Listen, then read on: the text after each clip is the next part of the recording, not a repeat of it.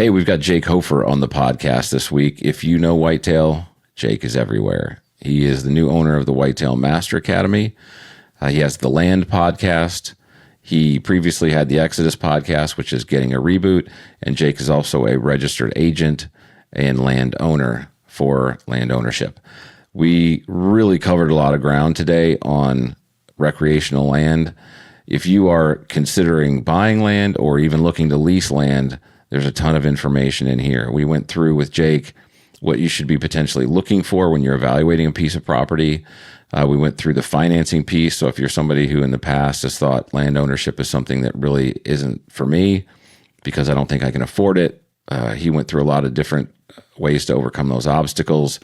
We also talked about what you should be looking at with land if you want to potentially resell it and make money on it, as well as the things you need to do when you've got it to make sure that when you do turn around and sell it, you've made improvements that make it worth more money. There is a ton of stuff in here. I can't really go through it in the intro, but just suffice to say, if you're looking for land, this is something you're going to want to listen to. Hey, listen, I appreciate the time you take to listen to this podcast. There are a ton of them out there, and I value the time that you give when you listen to this. I know you've got a lot of choices. Thank you very much. If you're listening on Apple or Spotify and you have the opportunity, please subscribe or follow. And if you can give me any kind of a comment below, that's amazing. Give me a rating. And then over on YouTube, subscribe and leave a comment. Give me a thumbs up. That's super helpful. It helps other people find the podcast. I keep trying to give good information and interview people that are going to be thoughtful and helpful to you in your journey in hunting, mostly whitetail, but obviously we also touch on elk and some of the Western hunting, but I want to continue to provide value. If you have any ideas or anything you'd like to hear, any specific people you'd love to hear from, make sure you hit me up on Instagram at Eric Wilson Coaching. Just shoot me a DM and let me know, and I will try to make sure I get them on. Thanks for being here. Enjoy the podcast with Jake Hofer. Jake Hofer, how you doing, brother? Hey, I'm doing great. Thanks for having me on. Thanks for jumping on, man. I've been listening to Exodus for a while and just got hooked on your land podcast. So now my wife's probably going to not like you very much. No, it is funny because sometimes you hear the husband's like, yeah, we just listened to your podcast here on a 6-hour road trip. And I was like, and usually sometimes like, oh, my wife also loves it, or my wife never wants to hear your voice in the car again. So, which is okay. I get it. Yeah, I don't get to pull that one out. So if I'm doing it, I have like the left earbud in, like over on the driver's side window, and I'm listening to it, and she can listen to whatever she wants. And then my right earbud's out. That way she can talk to me. That's smart. I like that. That's a good strategy. That's the roll vibe. So I've been asking everybody this as we kind of jump on here at the end of the year. Looking back on 2025, I know you didn't hunt a ton because you had a lot of stuff going on, but you had a pretty successful season. What are a couple things that you either did for the first time or really hadn't done a ton of before that you're like, I'm really going to focus on doing more of that next year? Or was there anything that you gambled on that wasn't successful that you're like, okay, learned from that, going into next year, I'm going to address that differently. So what are a couple learning experiences that you had from this past season that you're going to carry into next season?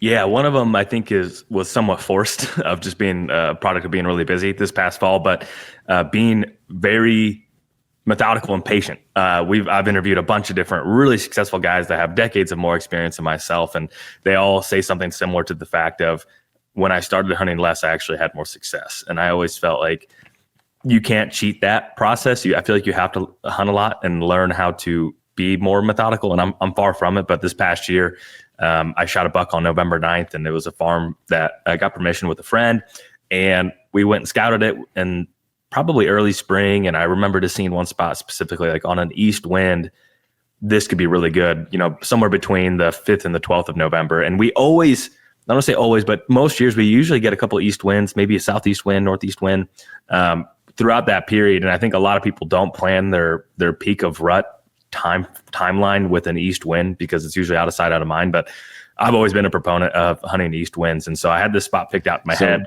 Explain that a little bit, because I've heard other people, not a lot, but I have heard people say that. Why hunting an east wind? Yeah. So typically it is in association with the front. So that's, I think, probably the biggest part of it. And the other thing I think too is when most people set up a farm, they're like, okay, what's the predominant wind? Northwest, southwest wind. And those spots inherently get hunted a lot more. And with very few east winds, I feel like a part of a farm does not get hunted very much. And that's also why it's more effective. And sometimes it's just where a farm lays out where, like where I live, the east wind, unfortunately, is the better wind for where I live. But anyways, I think in association to a front is the big part of it. Okay. And so this farm, it was mainly a CRP track, and to the west, so downwind, was a cattle pasture, an active cattle pasture. So I could have my scent shoot over in the pasture. It was kind of on a somewhat of a terrain feature. I really wouldn't call it a saddle. It was kind of just a knob where there was a small little creek down below. And so long story short, it just really pinches down traffic with where the terrain was, and obviously the deer. So it was a funnel. Was the creek kind of funneling them on one side? It was. Or what was pushing them through there? Picture basically just probably a 200-yard knob and a rolling knob. I'm in Illinois, so we don't have a lot of terrain. Yeah, so very soft rolling, but just subtle enough to where it should funnel the deer in there. And it's there was a lot of new growth in there. It was really thick, a lot of bedding in the area. And I'm not a rocket scientist by any means, but there's deer that are going to be cruising through here from bedding area to bedding area, and more than likely it's going to pinch down here. So I didn't have anything pre-hung for that. And it was leading up to that, I was hunting quite a bit and was having some really good encounters, passed some really good deer. And November 9th in the morning, I got up super early and went in there and I tried. This is the first for me. So you didn't pre-hang. You saw it in the spring or the summer, but you didn't pre-hang anything. Yeah, and I was the dummy that just kept walking and did not actually pick a tree. I thought I picked a tree just walking by, and I got there in the morning. It was so gnarly. I fought this tree for like 15 minutes. I'm profusely sweating. I was like, okay, I got to go to the next tree. Tried that one. Wasn't working. And then I was like, okay, I'll just sit on the ground. I was like, no, that's stupid. And I was like, I'm going to try one more tree. And it was a big tree. And so I really like the Latitude carbon sticks. And so I can get around I bigger use the same trees. ones. Yeah. I love them. Yeah. And so I'm up 3 sticks and I'm looking at it. I'm like, there's no way my platform is going to fit around this tree. It's like, there was one branch that was probably 6 to 7 inches. I was like, if I can get to that branch, I'll use that as my platform and I'll just stand on a tree branch. Yeah. Is that what you did? Yeah. You stood on the... So I got my last stick. I had to stretch it out really far. And it was pretty comical. If there was someone watching me, they would have thought there was a grizzly bear climbing this tree. I'm making all sorts of noise. Like everything that could go wrong was You're doing all the stuff you're not supposed to do. Exactly. But if you're ever going to do it during the rut is when to do that. Exactly. And that's, it was more of a transition area too. So it wasn't like I was super tight to bedding or really tight to a food source.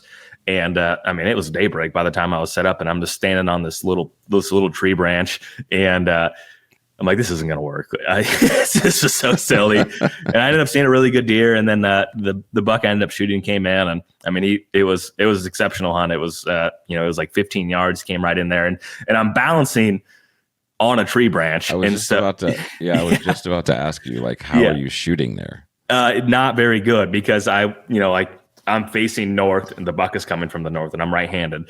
And so then I had to do a complete, not like a 90-degree switch. And I'm like it feels like I'm on a balance beam, and I got it done. You got to pull you're bow hunting, right? Yeah. So I had to pull back, and it worked. So I think maybe the key lesson there in the past is I probably would have just not done what I intended to do going into there, which was to be in that spot and give it a try. Because that's the first time I was in there. And that deer was running around on cameras and knew of them. And it was. But you had not hunted that area yet at all. Not at all. And did you purposely leave it alone, or was it because you had a couple other spots that you thought were better? And I was waiting on an east wind specifically for that farm. Waiting on that wind. Okay. Yeah, I was waiting on the wind, and I was hunting some other deer too. So and then I'm a licensed agent too. So I remember, I think it was like November 7th. There's spots I wanted to be, but I had to get down and have a conference call with 4 brothers and the husband and wife and talk about work freaking kills deer hunting, doesn't it? It's like of all days, you can't escape it anymore because the dang phone will get you anywhere. At all times. Yeah. So it's like, man, I really want to go to this spot, but I can get down from the tree at 11, I have my conference call, go back in or go to a different farm. So, unfortunately, it's like I think there's this perception of if you work in the space you get a lot of time to hunt. And then I'm often envious of my friends that take 2 weeks of vacation and no one calls them other than friends and family. And so I wouldn't trade it by any means, but there is a balance there. And so no, I ended up killing that deer November 9th. And then another one, I haven't shot a deer with a gun in a super long time. And that's when I shot my second buck. And it's a farm that I lease with a friend. And this farm has like no food. The farmer, it's one of the first crops that get picked. They work the ground immediately after they pick it. And so there's hardly any food on this farm. So we actually leased back the smallest field, which was 3 acres that I don't think the farmers even like to mess with, and planted a large bean plot. And and it was I was on conference calls all day for Exodus, and it was like 3:30, and I was like, okay, I just got done. If I just drive straight there and I sit on the ground on the very edge of the food plot, I have a muzzleloader. And that hunt worked out really well too. It was like, and it was really, really easy access, like super, super clean access. I had perfect wind for it. And ironically, that was a northeast wind that day too. And, I ended up shooting that, a second buck, and I was bucked out, by the first day of muzzleloader season, which is always a weird feeling too, when, there's time still left on the clock and you're all done. But I was really thankful for it. Yeah. I wouldn't know what that felt like this past season. I went everywhere, and it was like, I got my freaking fanny handed to me. So the first lesson was planning. Basically, don't, scout more, hunt less. Any other lessons you're taking it out of last year that you're going to try to apply again, or try to apply more going into this year? So does that mean basically, like, is that going to impact the way you hunt this year? Yeah, I think so. I think I've gotten more disciplined with hunting more and more every year. And what I mean by that is not forcing things as much. Being really methodical with finding locations where my scent is going to a dead area, whether that's in a ditch, a gully, a very low odds area where a deer will be. By doing that, I have had, this past year I had so many great encounters, a lot of really, really, really good encounters, more than probably any other year. And I hunted less. So take that into consideration. And also just way more methodical with setups, to where in the past I was like, the wind's okay. I still might get, like, not counting on luck. Is probably easier said than done, of like, listening to these guys that have way more experience than me. What's the common thread with all of them? Because they all have their own wrinkle with how they like to do things. But what is the 80-20 or the 90-10 of how they find their success, and how can I apply that to my own strategies? And I still have a lot to learn, by all means, but just getting incrementally better every season is always what my goal is. And so and this year was just being really thoughtful with setups, and it worked. So, and then the other thing too that I've never done, I passed, where I live on 40 acres. This is the 3rd season we've been here, and I've done a ton of work to it, a lot of work. It looks a lot different than when we initially bought it.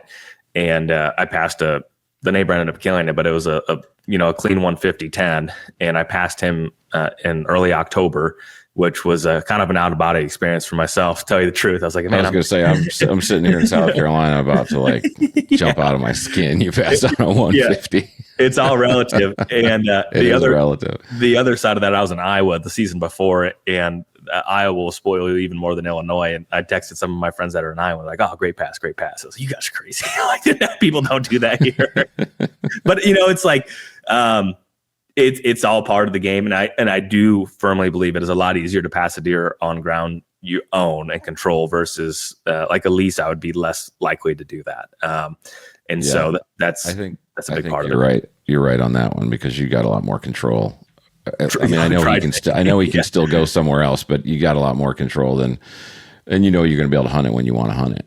So. Exactly. Yeah, and long term too. That's the thing. Like leases never last forever. Permissions never last forever. And so that's the big part of having a little bit of own dirt and being a little bit more disciplined too. And that's super thankful. Yeah. So I know that you travel to other states, and in some situations, I know it's been a busy year for you this year, but more and more people are doing that. What are a couple of tips you have for people who haven't traveled a lot? They're kind of thinking about where they want to go, but they really haven't got that part dialed in. What are a couple of things that you do that you feel like really leveled you up in terms of being able to, when you're going to go travel somewhere, locate a good spot, get in there the right way, and it might even just be logistics, but that has made it a better experience for you? Know a lot of people. Like that's really, I would say, the biggest thing. I mean, even I was at the Iowa Deer Classic this weekend, and there was I ran into a guy from Michigan, and he made friends with folks that were in Iowa, and he was coming down to scout, and they were bouncing ideas off. He was bouncing ideas like, what do you know about this area? What do you know about that area? He's like, I don't want you to tell me everything. I want to learn the process, but just tell me if I'm in the right direction. And so, like, obviously, that is a huge resource if you can find some folks that are willing to share some information, and obviously still have to do your own work. But I'm really thankful that I have a lot of friends all across the Midwest. And so like when I drew this Kansas tag, I didn't make it out there, but I had a friend out there, and he's like, yeah, you can come hunt this farm. And so I would not say I'm the, like I was just listening to Clint Campbell. Like I would say Clint's out of state style of hunting and mine are probably quite a bit different. And he does a lot more of it too. So, I mean, I think the biggest thing is work your personal network, and whether that's finding a general part of the state where you want to go learn and try, or finding a friend that is willing to kind of take you under their wing, and because I mean there's some guys out there that are really good at that, really really good. I would not consider myself Andy's that great at it. One of the best. Talked about it. Yeah. That guy can kind of go anywhere and figure it out. He would be a person that I would definitely want to bounce ideas off of, because he's really effective at it. And I think the biggest thing too is just a lot of guys, and I feel like I've even been part of this, is like when you go out of state, it almost feels like either you pass or fail, right? Like, did you get done what you wanted to, or did you fail? And I think a lot of guys are apprehensive to go to a different state and try something differently, because ultimately they're scared to fail, because they're taking off time from work. They're getting away from their family. And there's probably, I would say there's some, whether people admit it or not, there's probably some form of pressure of, I went on this trip and it didn't work. And I think you just have to get comfortable with that. And I've gotten a lot more comfortable with failure, whether I like to or not. Yeah. I had the same thing. I mean, I think when you start hunting really late in life, you have to be okay with failure. But I did the same thing this year. I went to Missouri and failed because I let a couple smaller ones pass. And then I did this, I went to Ohio, and very last hunt of the year, I literally had not pulled my bow back the whole year. And it was, 12 degrees and snowing, and I finally got a shot opportunity, and he jumped a string on me, and I put it right over his back. It's the only time I pulled my bow back the whole year. But like you said, I learned a ton doing that, and you just got to be willing to if you're going to take something new on and get better at something, you've got to be willing to go get your teeth kicked in to get better at it. Yeah. You had to be comfortable being uncomfortable. Yeah, that's a great way to put it. Yeah. And you have to not be afraid of failure. I just had a call I talked to John Aberhart. I call him every now and then, touch base with him. Oh, he's great. I love listening to that guy. Yeah. And it was, I don't even know how we got on the topic, but he said something like, you can't be scared of failure. He's like, when I wrote my first book, I was scared to death. Now, English was my worst subject ever. And I think he has the top selling whitetail book of all time. So like a guy that was scared to death, and he just wrote the manuscript and he just did it. And it was a huge success. And he's like, when I started doing seminars, I was so nervous. I never did public speaking, but he's like, I just did it and I got better. And even if you go back and listen to some of the very beginning of the podcast, it's like you inherently get better. And I feel like if you don't start, you can't get better. And so whatever asset or facet of life or of hunting, you just got to get started and you learn. It's that, and that's the fun part, because it's like the times of struggle is what you look back on and you're ultimately thankful for later on. But at the time, you're like, oh, this is not good. But if it was super easy, it wouldn't be as fun to go back and reflect on those times. Yeah, you're exactly right. I think it's, people that hunt have, and most of the people that hunt have done it their whole lives. I know that there's more and more people are getting into it now, but it's very easy to get into a rhythm of doing something you've always done because it works, and not taking chances on things that could actually, give you a brand new experience, or could make something completely different for you because you're afraid that, you've always done what works. And if I do something different and it doesn't work, then, I'm going to feel like I failed, when in essence, actually, I think you succeeded because you tried something different and you're getting better at something new. Mm-hmm. So I agree with that. Well, that's a good way to transition into, you've got a podcast about land. I think it's called the Land Podcast, right?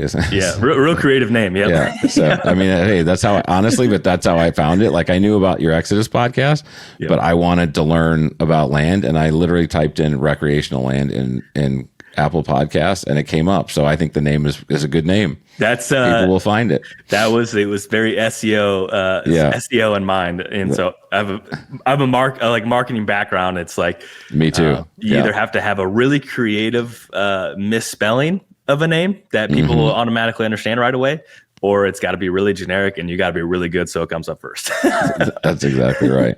So the Land Podcast is about recreational property, recreational land, and you're also an agent, so you work in that industry. What is, for people who are just kind of getting interested about potentially acquiring land, what doesn't the average guy know when they're thinking about buying recreational land? What are things that they either don't know or that they make assumptions around that are wrong? I think the biggest one is you think you have to be really financially set, and I don't think that's accurate. I think that's something that I thought of even growing up. It's like you either come from a family with land, or you win the lottery, or you just make a pile of money and you can buy ground. And I don't think that's the case, because I've helped a lot of guys, teachers, like almost every profession you can think of, I've helped buy a piece of ground, or they listen to the podcast and they share what they do for a living. And they thought, man, I never thought I could buy a piece of ground, but I listened to Land Podcasts. I listened to other guests that you had on there, and if they could do it, I could do it. And so I think that's probably the number one thing, is this limited mindset of, that's not for me. I'm not built that way, right? Like I don't have that tax bracket. And I think that's a really, really big misconception. And that was part of the root of the Land Podcast to start it, because as an agent, I got my license when I was a senior in college, and I've learned a lot throughout the last eight or so years. And talking to guys that had been buying land, it's the same thing as hunting, like guys that had been doing it for a very long time, and myself, and guys that were wanting to just get started. There was a huge delta of knowledge. And I was like, well, someone has to, bridge this gap of information, because I love land, and I want people that also love land to have an opportunity to buy it, because I think they usually are great stewards of the land. And I think it is obviously there's a financial aspect to it, right? In terms of the investment and, some of the intangibles there. But it is also, my favorite days of the year are working on my own ground. Like, it's like, you can think back of the year, like what were 5 days that I really enjoyed? And usually 3 of them are with friends and family working on a farm. And so for me, it's super important. And I want everyone to enjoy that wants to enjoy it. So the person that doesn't think they can buy land, what are the assumptions they're making that are wrong, and what can they be doing to potentially put themselves in a position? Like, if somebody's sitting there thinking, has always thought, that's not for me, I can't really do that, it's not my tax bracket. Where are they making incorrect assumptions, and how does that happen? I think the biggest thing is it's not very popular. So if you ask a handful of folks, you're going to get probably advice that is very discouraging. And so I think that's the number one thing. And then the other side of it is too, in the past, there's lenders now that understand recreational land, and it's a lot easier to get a recreational land loan than what it was, 20 years ago. And so I think that's the biggest thing. I mean, most guys say, well, I need like 50% down, or 35% down, or 30% down. There's lenders out there that would be closer to 15 or 20%. You have to shop for them. You probably have to build a relationship or two, but that's certainly a possibility. So, if you're looking to buy a $200,000 piece of property, call it a 40 or call it a 30, whatever it is, depending on where you're at in the country. I think most people, if they're really focused and they get a side hustle, or they don't buy the new truck, or they do, they make it's not going to come easy, but if you make a handful of sacrifices, it's totally plausible and doable. And so I think just getting into some form of cash position, it doesn't have to be a bunch of money, but it has to be some money.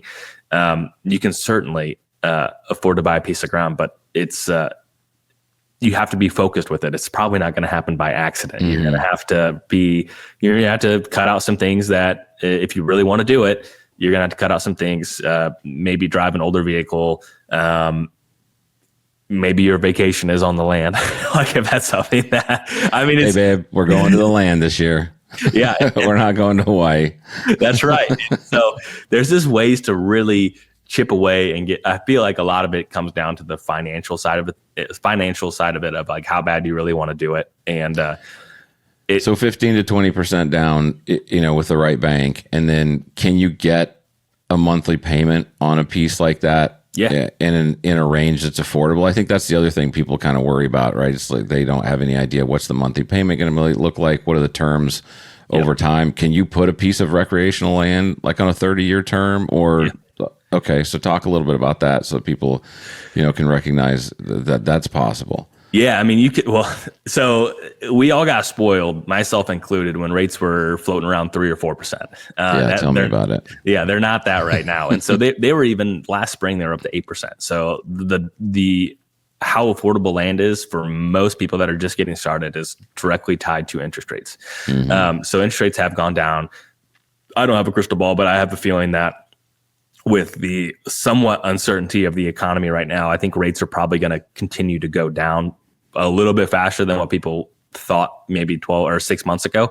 And so I think that, right now, I'd say you're probably looking at something in the mid to high upper sixes percent for a land loan. And you can do, depending on the bank, you could do a 30-year land loan. You could do quarterly payments, semi-annual payments, annual payments, monthly payments. Like, let's say your farm has quite a bit of income and you want to do, and your CRP income comes in October and you're like, okay, I want to do an annual payment at the end of October. You can work with that with the bank. And for a lot of people, they like the monthly, right? So that's totally plausible. I mean, one thing that I think a lot of people say afterward is like, man, that was a lot easier than what I thought. Once they got into the trenches, and it's like, man, that was easier buying that house. I didn't have to do home inspection, didn't have to do well inspection, didn't have to do a septic inspection, didn't have to do this, didn't have to do that. So a lot of times it can be an easier process, but you have to figure out the financing first. Because the last thing you want to do is like find this really great farm that you absolutely love. And then if it's a really great farm, it's probably gonna be really competitive. And if you do not already have your pre-approval letter, you're probably going to miss out on that. And last year, there was a lot of cash transactions that I worked with clients. And so it's like, even though it all shows up the same at the closing table and it wires to the sellers, but for sellers feel a lot more comfortable accepting a cash offer. So it's like, you have to figure out how to wedge yourself to be a good candidate, to hopefully get your offer accepted. And having a pre-approval letter is, something that's pretty easy to do, that you should do to have in your deck of cards to make you just a little bit more prepared than if you didn't do it. So it's a lot like a house. Work with a lender ahead of time, get a pre-approval letter. So that you brought something up, that's a good, a good point, right? If you are competing against cash buyers, what are some other things that you can do to potentially put yourself in a position where, the seller doesn't just basically overlook you because they want the cash deal? A letter could go some distance of, hey, my name's so-and-so and I really enjoy land. I know this has been in your family for a long time. We plan on doing XYZ with the property, and, basically say you're going to take care of the place. Right. And so that will work. Yeah, that'll work. Emotional kind of plea. I mean, I don't want to use the word plea, but, connect with them on an emotional level. So they want to sell it to you. Yeah. Your farm's going to be in good hands and we're not going to develop it. And actually we're going to improve the habitat, and you're more than welcome. I mean, depending on how well the sellers are, because there's a couple buckets of sellers, right? There's sellers that don't care at all and they just want the highest amount of money. There's some sellers where they are emotionally tied to the ground and maybe they remember running around there as a kid. And you can say, hey, if you're in the area and you want to look at the farm and we're around, be happy to show you some of the things that we're doing. So like this kind of leaving somewhat of an open invitation for that could go a long way for some people. And so everyone's different. Everyone has different goals and aspirations with why they're selling the property. Maybe it's an estate they have to settle and they don't really want to sell it, but they have to. Or it's just simply, I live in another state and I will never drive by it again and I do not care, and just give me the most amount of money. So, I mean, it can certainly work sometimes, but sometimes it won't. So you brought something up a minute ago, and probably if you live in states where you live, it might just be common knowledge, but for a lot of people, maybe not. You said something about CRP income. So that was one of my questions was, how can you utilize recreational land to make income while you're still enjoying it? So, because I think that's one of the other perceptions that people have about land is that it's basically just going to cost me money. It can't make me anything. And the only money I'm going to make on it is the back end when I sell it. Well, there's some truth to that. There's probably some truth to that for a lot of farms. The days of I mean, if you're a cash buyer, that's a different scenario. Like, I think you could be cash flow positive, but most guys that are just getting started, that's probably not the case. CRP is an exceptional way to get some form of income because like a lot of these small little farmers, depending on where you're at in the country, they're not super excited to farm it. And so CRPs could easily be the highest form of income. Like, I have 10 acres at my house here that I had enrolled in the CRP, and I talked to the neighboring farmers, and they're like, yeah, we would farm it, but really don't want to. And so it's like, obviously I'm not going to get a great cash rent for that. And so I wanted to do CRP for a little bit more income. And so that's the benefit of CRP. Some other things, and it's a pretty interesting time right now with Doge and what's happening with government cuts and everything else. So this conversation could drastically change by the end of the day. But Equip is another great tool, and CSP is another great opportunity to get some form of income. And they're pretty, to be completely honest, they're those? Yeah. So Equip basically pays you to help make habitat improvements on your parcel, and it's a pretty complicated process, to tell you the truth. And so like that was part of when I bought the Master Academy. I wanted a all-in-one resource for someone that is applying for Equip. Like, they don't even know what it is, but this is absolutely everything you need to know. This is the process. This is the potential income for various projects, because the USDA has fact sheets, and they're usually a 1 or 2 sheeter, and it's a good place to start. But I usually have more questions than when I started after I read those, and having all the information to your disposal before you go and talk and ask questions about Equip, I think is a really big part of the success of having a successful contract. And so Equip is, and just not to cut you off, but just so everyone knows what you're referencing, you purchased the Whitetail Master Academy in the past year. So that's something you own. Yep. And that's a program that you're developing within the Master Academy, is being able to understand and utilize, like kind of dig into that whole thing and be able to implement it. Absolutely. Yep. So we have everything top to bottom, and we have CRP, general sign up, continuous sign up. And so like all these different things and it's with people that have worked in those types of contracts for many, many, many, many years, and has done a pile of projects. So they're guys that are really in tune with what you need to do to have success. And so Equip is the environmental quality incentives program. And then CSP is similar to Equip in some ways. It's an annual payment to basically to execute various projects. And you're not going to get rich on any of this, right? But it could help supplement the property to make a little bit more sense. And CSP is the Conservation Steward Program. It's the say that one more time. Conservation Stewardship Program. Okay, gotcha. That sounds somewhat similar. What's the difference between the two in terms of, what they're trying to achieve, and I guess why they would say yes to one, maybe no to another one or something? What's the difference? So my understanding is Equip is basically project based, and CSP is for a period of time, and you get an annual payment to execute X amount of projects. So it's they're a little bit different, and I think that the order of operations for most people. Can you have both? Can you get both, or is it one or the other? You can get both on the same farm, but they won't be for the same project. So my understanding is it's best to do Equip first, and then once you get your Equip projects done, then enroll it into CSP for the annual payment. And all this could easily change they're talking about Equip freezes for some projects. So it's like, it's kind of uncertain time here, which who knows what will happen. And if you call the office, they're going to say, it's just as much as us, because it's the federal government, and it's top down, and the folks that are working there probably don't, unfortunately, know anymore until they get an email saying, hey, this is where we're at now. So what could you, just so people have a general idea, let's say you've got a 40, 50 acre piece of property, what could you potentially bring in off of CRP, Equip, and the other one? My farm I have 10 acres in CRP, which allows me to put 10% of that into food. So I have a 1 acre food plot, and I get around $250 an acre on that. So about $2,500 a year. And then for Equip, I've done a variety of projects. I've done tree plantings.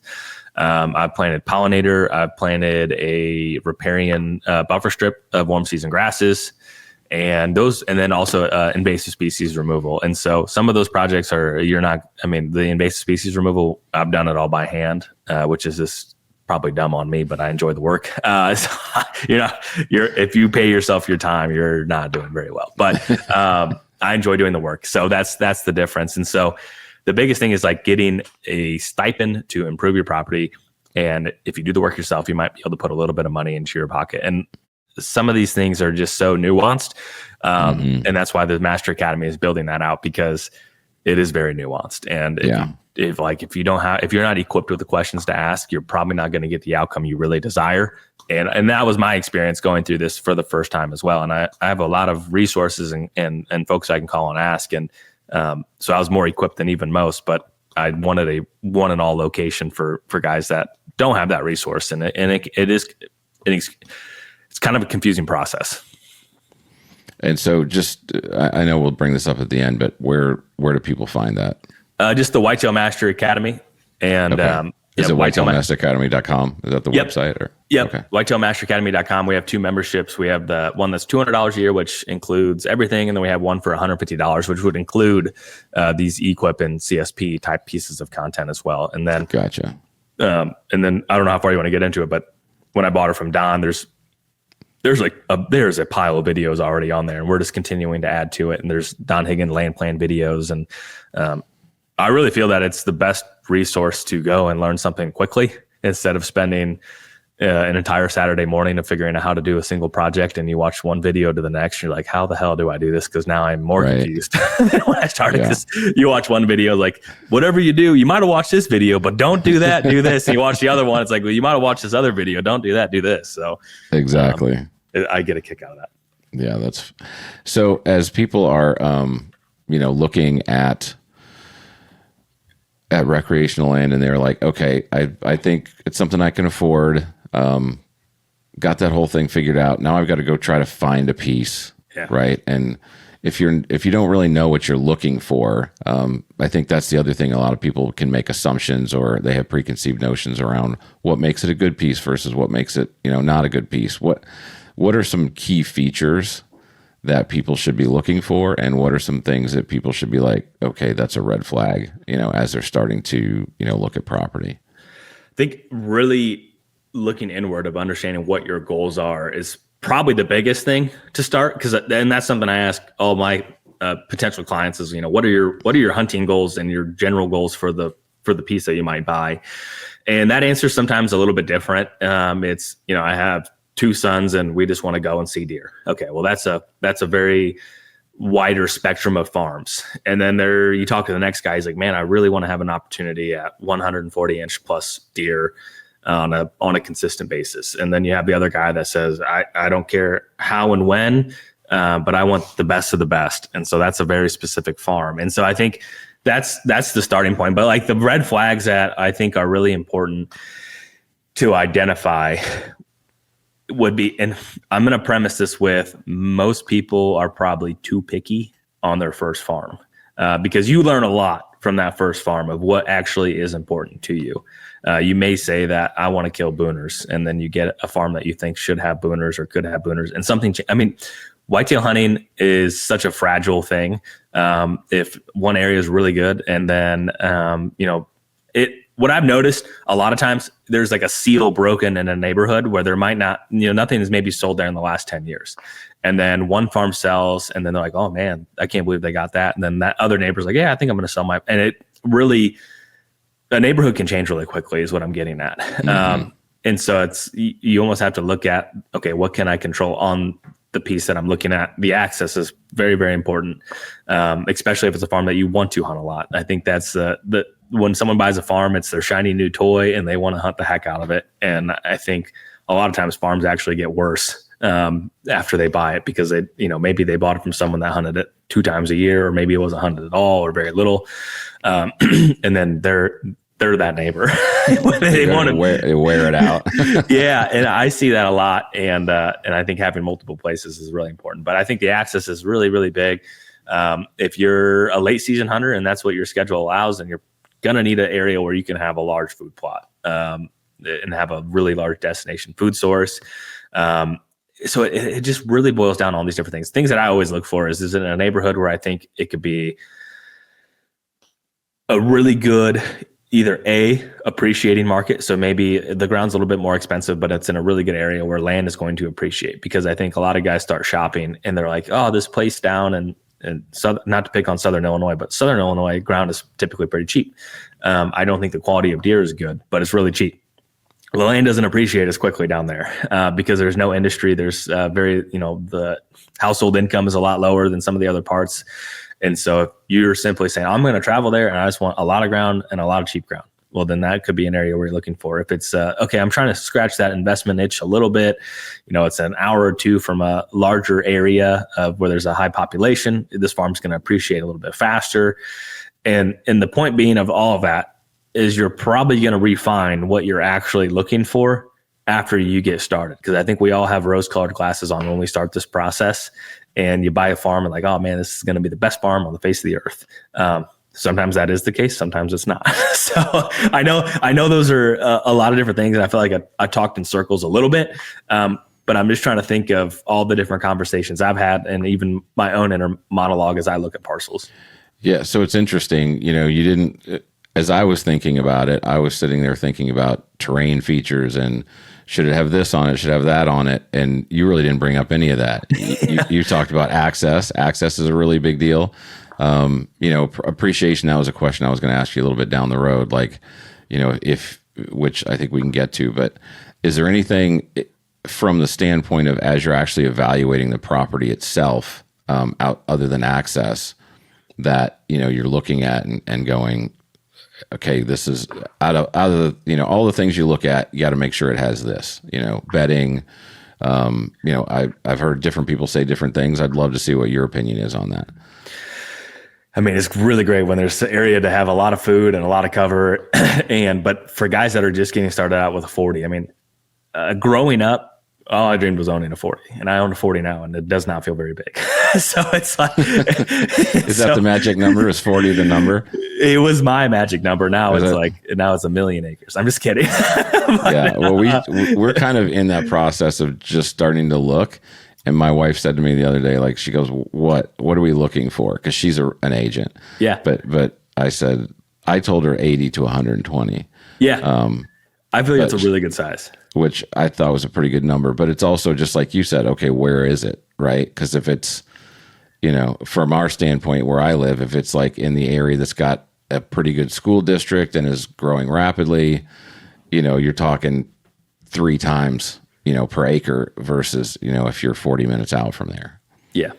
That's the most classic thing in real estate is location. That's exactly right. But do you pay for it now, or do you pay for what you think it's going to be later? Exactly. Yeah. And so it's fascinating and it's really fun. And I think, there's my appetite and desire of what like I would want to buy next changes somewhat rapidly. I feel like most people want to buy something that has a lot of timber.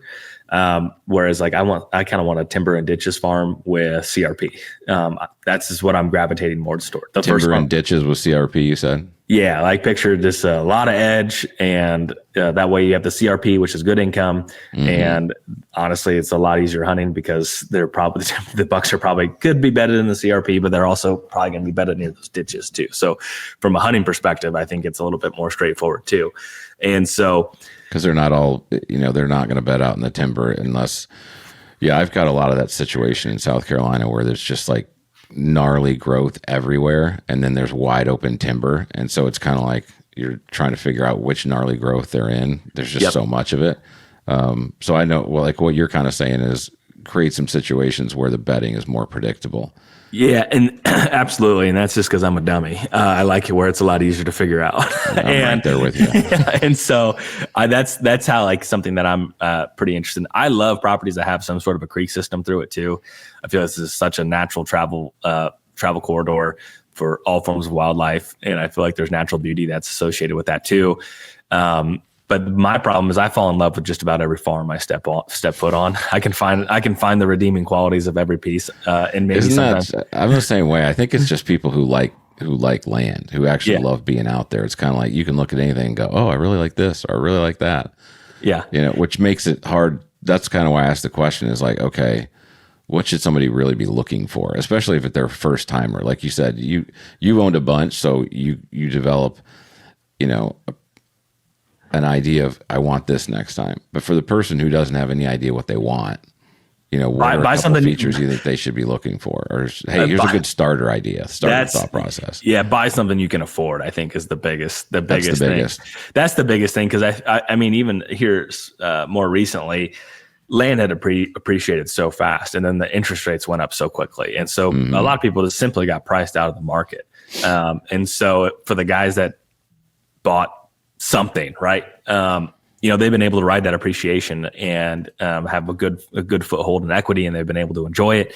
And maybe it's not the absolute perfect farm, or maybe it's not exactly what they want. They can sell it and get something different and try again. And I feel like that is very important. Now, for guys that live in a pretty good area already and they want to be close to home, then it's like what it boils down to is, what's your budget and what is your search radius? And that's probably going to dictate how picky you can be. Yeah, that makes sense. So when you're looking for, I mean, I know there's some people that are probably like, hey, I'm going to buy this thing and be here forever, right? But the reality of it is, at least the people that I know, land is a lot like houses to a certain extent. You get on it, there's certain things you like about it, there's certain things you don't. It appreciates, hey, I can turn around and sell this and buy another piece. What advice do you have for people who, at least going in, are like, hey, I recognize that I may want to sell this 2 to 5 years from now. What should they be looking for from the standpoint of understanding appreciation, that kind of thing, so that they can make some money off of it on the back end? Yeah, I feel right now the magic number of, if you're going to buy something, I feel like you probably need to picture yourself owning it for 4 to 5 years, just because every time I feel like the market may slow down, it doesn't. But I feel like all entrepreneurs have this paranoia of it could stop at any moment, no matter what. And so I've lived without mine like for the last 30 years. I keep going, when's the bottom going to drop out? Yeah. And so, that's coming from me, because that's maybe just something that I grapple with personally from a professional standpoint. But I feel like a 5-year hold is probably a really safe place to be, to where if the market did take a little bit of a dip, like, you don't want to have to be forced to sell it because you can't afford it anymore, and the market maybe went down 10%, and you want to avoid that situation as possible, if possible. So I feel like 5 years is a really good standpoint of like, yeah, I could see myself owning this for 5 years. And I feel like to set it up to where you're going to sell it within the next 5 years, I would look at what are the glaring things that caught your eye on the property that you think you need to fix, and just fix them. Maybe there's some garbage or some old scrap metal or something on the corner of a property. You're like, yeah, I don't really like how that looks. I want to get rid of that. Or, this part of the farm is aesthetically not very pleasing. Or maybe there's a spot on the farm that is very aesthetically pleasing, and you just improve it to make it look that much better, because you're going to enjoy it. You're going to like it better. And the next person's going to also appreciate the work that you had done on it. So I think that's really big. And I deal with so many different buyers, and it's so interesting to see what is a deal maker or deal breaker for different folks. Talk a little bit about that, because that's interesting. Because I heard, I can't remember who it was. You had them on your podcast, but they said that, and I would not have, I guess, have thought this much, because I think of land much more like, okay, it's functional, it'll do what I want it to do. But he said a lot of people, buy or don't buy on what it looks like. Just, the appearance of it, almost like a house. Yeah. So talk about that, and also talk about, just from your experience, what are some weird deal breakers that you've seen in the past, or deal makers, I guess, either. Yeah, I mean, honestly, the first farm I ever bought, I knew it was coming down the pipeline, and I had showed it to a couple people, and this farm's ugly, and the price was reflective of that. And what made it ugly? It was cut heavily. Okay, gotcha. Recently, and there's pretty aggressive terrain, aggressive for Illinois, and the neighborhood's really good. And so it's like this, a client says, all I want is big deer and to be in a big deer neighborhood. It's like, okay, well, this farm has that, and it's very affordable. Nah, I don't like it.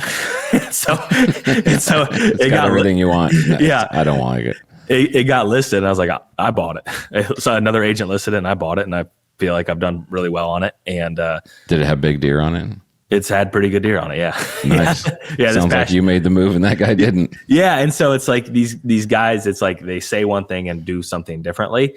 And so I think that just nails down the fact of the aesthetics of a farm is very important, whether people want to say that or not. Because I also think part of it would be, you're buying it and your wife's like, all right, let's go look at the farm that we're going to buy. Like, you're buying this is ugly. It's like the guy gets browbeat on the way home. Like, I can't believe we're buying that. It's ugly as heck. So I feel like the aesthetics of a farm is actually really, really important. And so like my house property where I live, I mean, it's aesthetically it's a beautiful farm. It's so peaceful. Absolutely love it.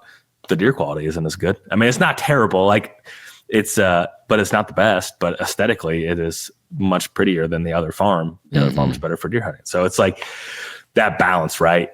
In terms of other deal makers and breakers, access is something that a lot of people say. Like, I feel like sometimes, obviously, it's probably the most important. It is one of the most important things when it comes to a farm.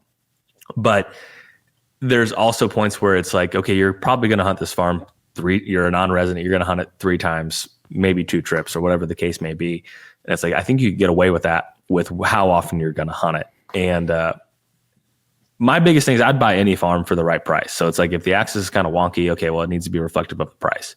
But at the same point, there's been more buyers than there has been sellers for at least the last 5 or 6 years. And so it's definitely been a seller's market in a lot of ways, especially for these smaller parcels. So it's like, you can't have your cake and eat it too type situation where it's, at least that's not how it's been as of recently. It's like, what can I buy? What can I afford? And does this check off enough boxes that I have for myself to where I feel comfortable to buy it? And, but I've done a lot of different deals, and I think of a lot of past farms, and some of the ones that maybe had some drawback have been really good. And then some farms that were aesthetically very, very pretty and very beautiful, maybe haven't been as great for deer hunting. So it's like, if you are simply saying, I'm buying this to hunt big deer, I don't care it's next to a chemical plant.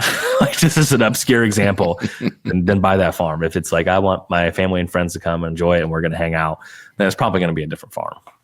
So when you're looking at access, and you're evaluating that as part of the farm, what are the different components that you look at around access? Because I mean, your immediate thought goes to road systems, but I'm sure there are other things that you're looking at.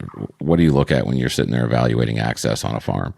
And this is something that I've actually more recently probably changed my opinion on. So a lot of people want multi-sided access for obvious reasons, right? You're going to be able to have more tree stands, more locations, easier to navigate the property. But something that really Don Higgins nails home is every property needs a sanctuary, right? And so if you have multiple points of access, and let's just think of an 80 that has, like what I'm trying to illustrate is you have an 80 with only east access. So like probably the whole back half of the property is going to be sanctuary, and you're going to have food near the front, and it's going to hunt really effectively. If you had west and east access and you hunt both sides, where's your sanctuary going to be, and where are you putting your food then? So it's like really kind of nuanced. And I think once again, it just comes down to goals. Cause like, I think a lot of people, they just want a place to go and they want a place to hunt, and they don't really care as much about the high quality whitetails as they really say they do. And I think there's just a whole bell curve. So more access is not always better, because that's like when you said access, my mind immediately went, okay, multiple access points, but that's not necessarily the case. Potentially the opposite. I think most people would think that. So it's like you almost have to always think of, it's like anything in business, like, okay, what is the next person that buys this? What are they going to see, and what are the positives and negatives of that parcel? So like, I think that more people than not would appreciate the multi-sided access. And so does that make sense? Like, the point being is, I'm not saying it's going to be better for deer hunting. It's going to be better to sell it. Yeah, it'll be better to sell it. And so in that form or fashion, well, that farm's worth more because it's going to be more redeeming, more positive than if it didn't.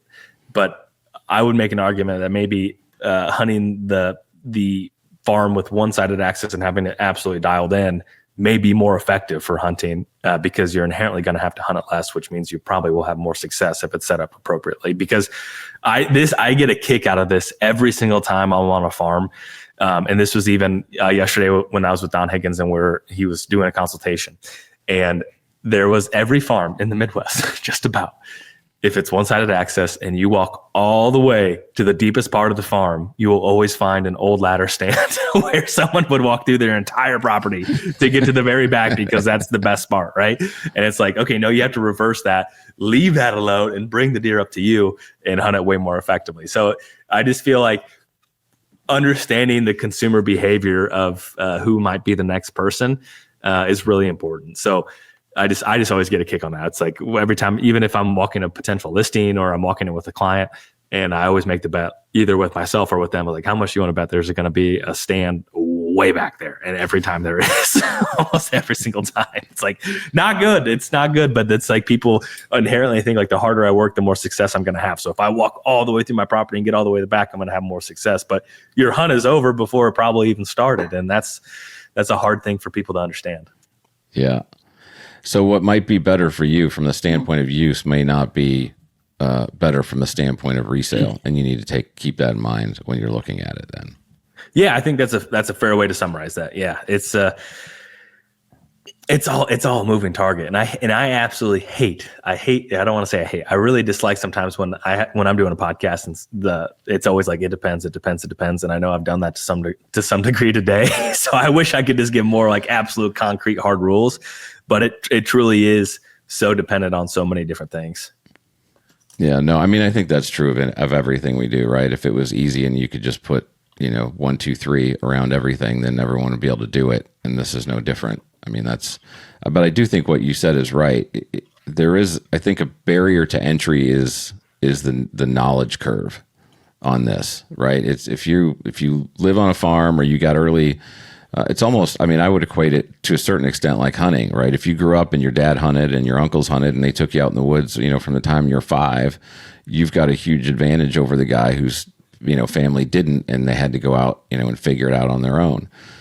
I don't think land is any different. It's, we all go buy houses. That's kind of, we're all taught that by, our parents owned houses, whatever, but not everyone has land. Their parents didn't all have land. And so if you did, you had some kind of a shortened learning curve, and if you didn't, it can be a little bit daunting at times. Mm-hmm. Yeah, it is daunting, and I think that by starting with what you can, with what you have, you'll be far better served than just waiting, and then 5 years go by, 5 more years go by, and you're still on the sidelines, and you're still waiting for that perfect property. You would have learned so much, even with the fixing a property, improving the property, planting switchgrass, planting trees, doing food plots, like all those things that you're going to do on the farm, you're going to have so much more experience and knowledge if you just jump in and get your feet wet in a responsible fashion than if you just wait for I'm waiting for the perfect farm. The perfect, man. Yeah, that's what I was about to say. Because even when I bought my first piece, I was like, man, but what if something else comes up that I like more? And it really hasn't happened, honestly. Like, there's obviously some pieces that are awesome that I wish I could have bought. But at the end of the day, it's like you have to have some piece of this farm checks off enough boxes. I'm going to learn so much. I'm going to enjoy it. And when the day comes when I'm ready to move on with it, I'll go find something different. And I think that breaking that seal and starting that process is by far the hardest part. And I was nervous as heck. Every time I bought one, I'm nervous as heck. Like, oh man, what if this happens? What if that happens? But it's like, you just have to have trust in your plan, have trust in the resources that you're leaning into, the folks that you're leaning into, and have a buffer and just do it.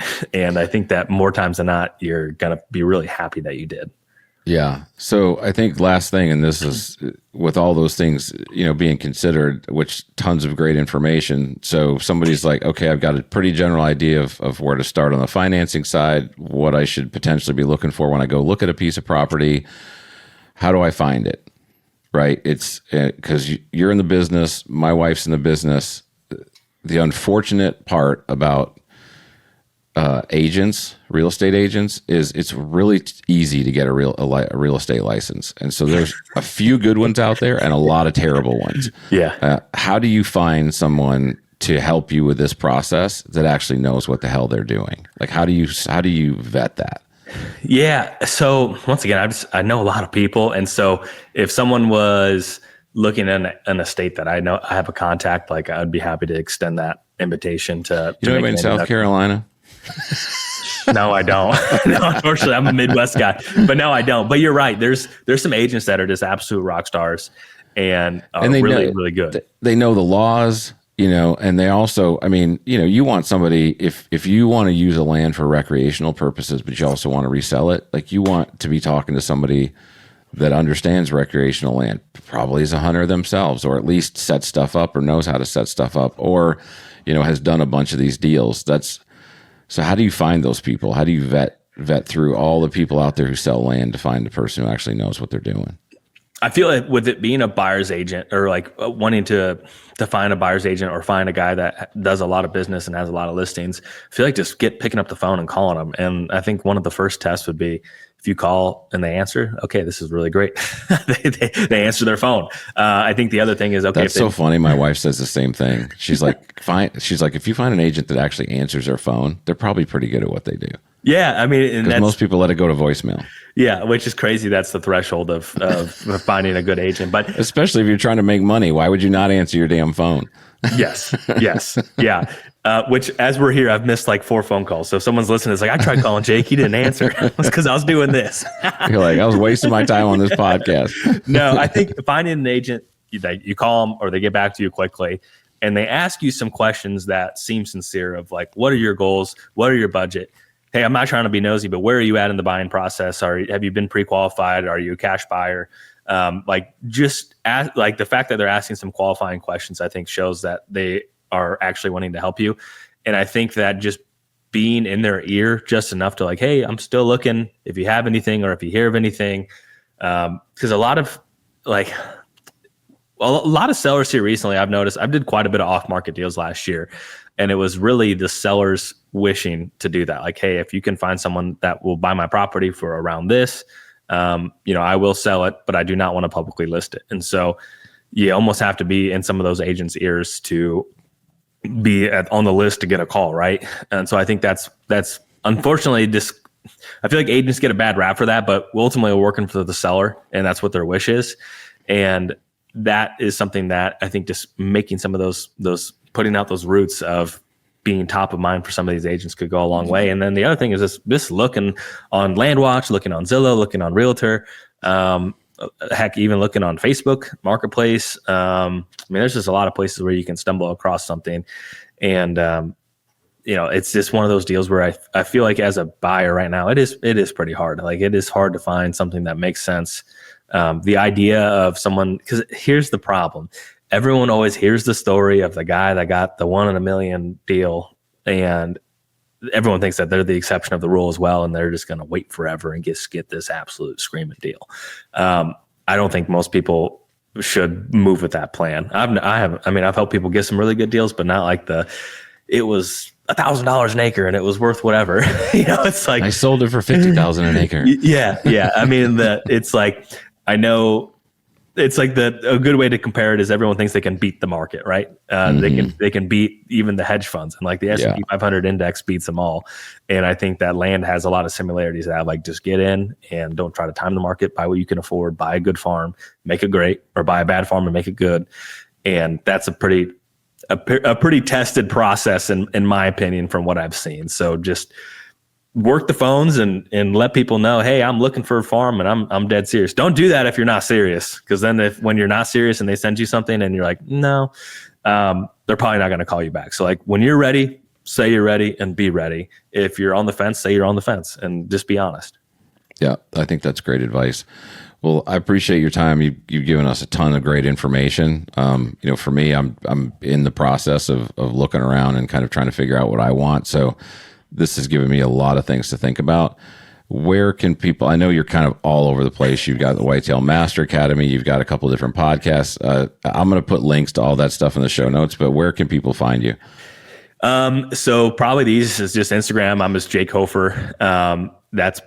So Jake Hofer on Instagram, Land Podcast. And then if you go and subscribe to the Exodus YouTube channel, that's going to get a reskin here soon. And so you can tune into all these different places. And I appreciate you having me on here. It's been a pleasure. I always enjoy talking about land. And when I started the Land Podcast, I remember I was like, okay, I got to have a goal. I'm pretty goal oriented. It's like, I want to help 100 people buy their first farm.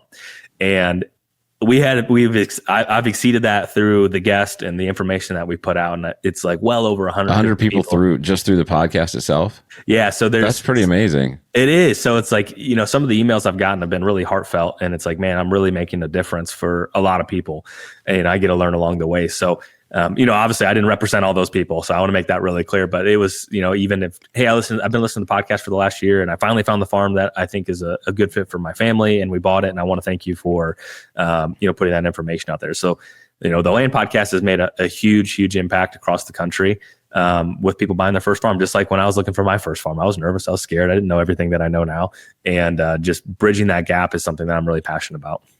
Yeah, well, if you're interested in land, it's a great podcast. Like I said, I've been binging it like crazy for about the last 4 or 5 weeks.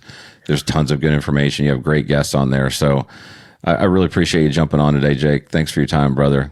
Hey, thank you so much. I really appreciate it. Yeah, have a great one, man. You too. This section of the podcast is brought to you by Osseo Gear. With its one-of-a-kind Raptor camo pattern, Osseo blends seamlessly into the whitetail woods. Osseo's features and technology are designed to fit the unique needs of the bow hunter.